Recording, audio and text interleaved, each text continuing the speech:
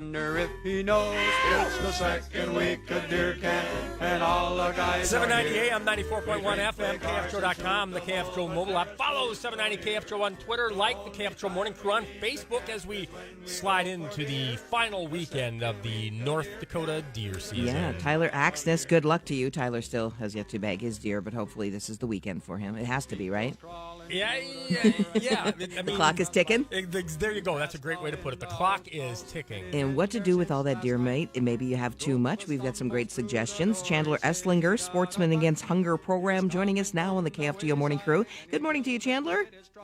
Good morning. Thanks so much for having me today. Yeah, really glad to have you on the radio as we go into the backside of deer season. And explain to our listeners, maybe some people have just moved here, maybe they're not familiar, maybe some hunters have never thought that their deer meat could be so needed and helpful in and around our community. Tell us about Sportsmen Against Hunger, please.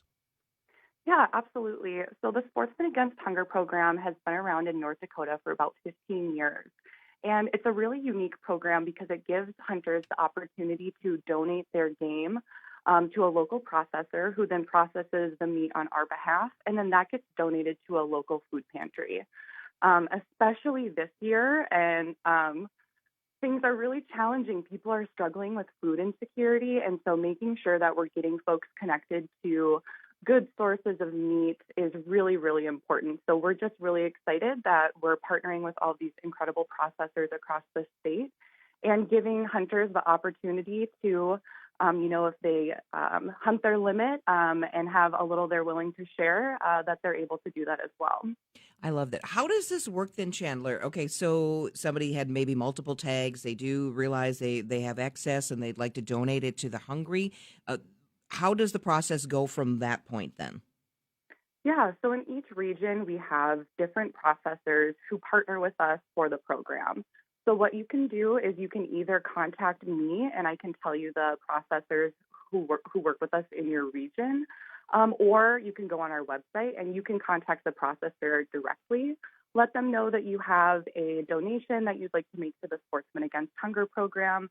And then most of the processors in our state take the deer, elk, whatever it might be, rough dress. So it doesn't really require a lot of super intense work on the hunter's part. They just drop it off and the processor takes care of the rest. And then we make sure it gets transported to our local food shelter.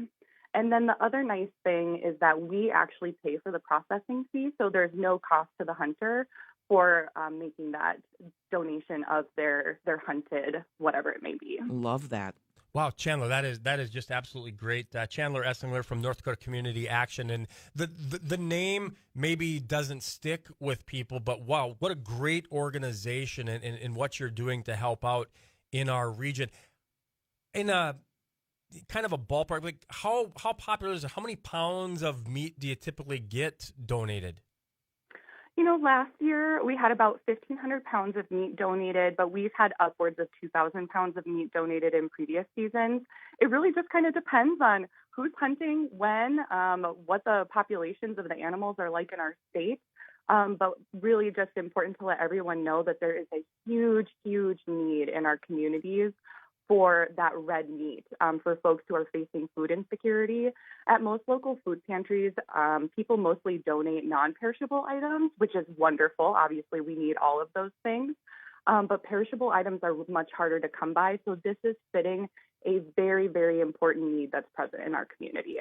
You mentioned if somebody wants to drop off their venison, their deer, I checked out on the website and I saw you can go to Maple Valley Lockers in Enderlin. There's one in Fairmont, and you might live in Fargo and hunt in different parts of the state, and there's great cooperation across the state. Where do you get your funding? Because you said that a hunter, if they want to, they could pay for the processing, but how are you able to pay for that? So it is the hardest part of the program to find funding, but we have lots of community partners, hunting groups, things like that, who typically would throw fundraisers for us and raise, a couple hundred or $1,000 even, which is so, so, so incredibly helpful. And then we do have independent donations that come in from other sports enthusiasts, people who are passionate about ending food insecurity in our state. And then any of those physical dollar contributions made to the Sportsmen Against Hunger program. So by calling me or mailing me, those are all also tax deductible. So, you can be helping out your community and getting that tax incentive as well. And we do live in a wonderful region where people are always willing to step up and help out those who are less fortunate or have fallen on tough times. What's the best way to get, I guess, if people want to learn more about Sportsmen Against Hunger, or maybe somebody wants to donate, how can we get more information, Chandler? Yeah, so you can definitely go onto our website. It's capnd.org, capnd.org. And then you can just navigate over to our Sportsmen Against Hunger page. It's under our What We Do statewide programs kind of website layout. You can also email me. My email is programs@capnd.org. And you can also give us a call. My phone number is 701-232-2452. And my extension is 133 if you don't remember my name, Chandler.